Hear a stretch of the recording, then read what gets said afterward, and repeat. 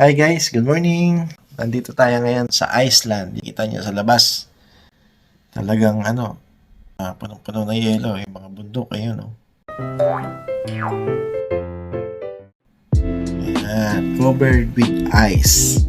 Ang Iceland is nandito sa northern part ng Europe or Atlantic Ocean. Bali, isla siya. Sumakay kami ng eroplano uli. Galing na Oslo, 3 oras ang biyahe mula dito sa Oslo. Pero from Manila, makay kami ng Manila to Qatar, then Qatar to Denmark. Then nag-cruise kami from Denmark to Oslo. Malayo yun. Isang magdamag talaga na biyahe, pero mapakabilis ng barko at saka napakalaki. So ayun, masyado nakapag-video ng mga nakaraang araw kasi talagang napagod ako. First time kong bumiyahe ng ganito kalayo. Biyahe namin 9:30 ng umaga. Dumating kami sa hindi pala kami nakaalis ng ito pala istorya. Ba't kami napagod, no? Supposed to be 9:30 nakasakay na kami, boarding na. Ngayon 11 o'clock nakaalis ang eroplano, so delayed ng ganung katagal. Nagkaroon kasi ng problema sa Dubai. Umulan ng hailstorm nung nakaraan. Yun yung time na yung biyahe namin. Umulan ng hailstorm. First time nangyari sa Dubai yun. Umulan ng yelo. Solid na ice yun. Bumabagsak sa search nyo. Makikita nyo naman siguro yun sa Dubai. Kaya na-delay yung flight namin. Although yun, nakarating naman kami. Kaya lang ang problema, yung connecting flight namin from Qatar to Denmark, naiwan kami. So, nangyari, naghintay kami ng 6 hours doon sa next flight. Nakaalis naman kami, kaya naghintay kami 6 hours. Hindi naman kami nagutom. May free naman na meal. Agency. Shoutout kay Winner.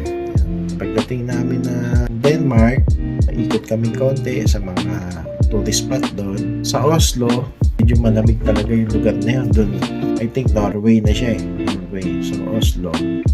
By the way, itong Iceland, sa mga hindi pa masyado pamilyar, ang Iceland is kilala dito sa Europe.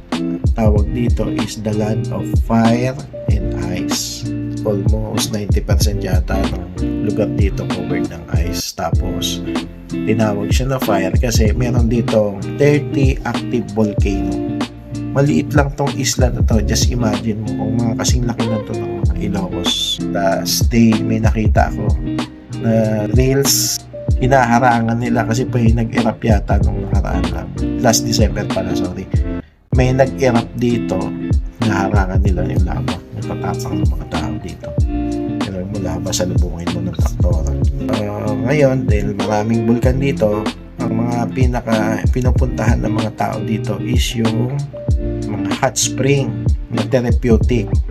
Sobrang hitik sa mineral yung tubig dito at napakalinis sa lahat ng lugar sa buong mundo. Dito nga lang daw yung tubig na from galing ng faucet, pwede mo na siyang inumin direkta galing sa gripo. Mamaya testingin natin. Kumbaga sa atin nawasa, pwede mong inumin direkta. Ito without any filtration, very natural from the ground. Pinump up nila and then pwede nang inumin. May nagtitita ng mineral water din dito. Nakalagay nga doon sa mineral natural spring siya, tapos 8.4 pH, ibig sabihin alkaline. Doon naman sa mga hot spring tsaka mga water formation dito, maganda din talaga daw yung pagpalipad ako ng drone. May part yata kasi maliligo din kami sa mga hot spring. Hopefully ma-share din natin in the future dito. Shoutout sa lahat ng mga subscriber, mga kanugo. Maraming salamat. Thank you sa inyong lahat. Ayan, testingin natin yung tubig. Punta tayo ng CR.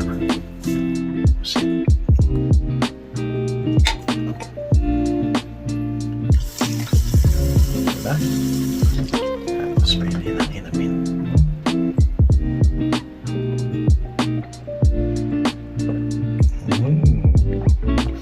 Tapos guys, dito rin nga pala matatagpuan yung tinatawag na Northern Lights, which is Aurora Borealis. Tama ba pagkapiglas ko? Aurora Borealis.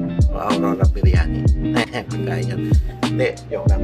Kagabi, nag-try kami na puntahan. Unfortunately, hindi namin na kita. Iba kasi binabantayan pala talaga yan. Nakala ko parang tuloy-tuloy siya. Regular lang na dito. Ano pala yun? Kailangan mong pulihin. Kumbaga, kailangan mong mag-stay dito.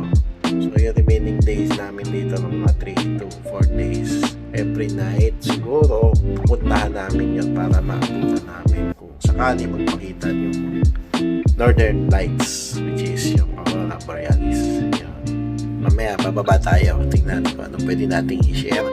So maraming salamat sa panonood dito sa Kapnugo TV. Bye bye.